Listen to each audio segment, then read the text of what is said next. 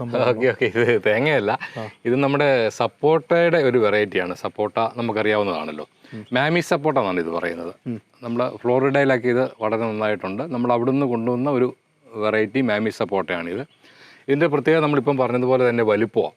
ഇതിലും വലിപ്പമാവുമല്ലോ. ഇത് ഏകദേശം ഒരു കിലോയോളം തൂക്കം വരുന്ന ഒരു വെറൈറ്റിയാണ്. മാത്രമല്ല ഇതിൻ്റെ മറ്റൊരു പ്രത്യേകത, ഇത് പൂ വിരിഞ്ഞ് കായ്കളായി അത് നമുക്ക് കഴിക്കാൻ പാകത്തിൽ വിളവെത്തണമെങ്കിൽ ഏകദേശം 8-10 മാസങ്ങളോളം വേണ്ടി വരും.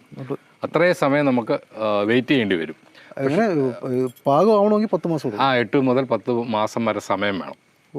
ആ സമയം കൊണ്ടാണ് ഇത് ഈ സൈസിലേക്ക് വരുന്നത്, 1 കിലോ തൂക്കത്തിലേക്ക് വരുന്നത്.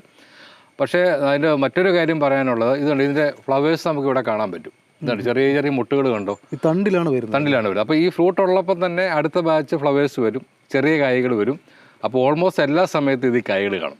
അപ്പോൾ എത്ര വർഷം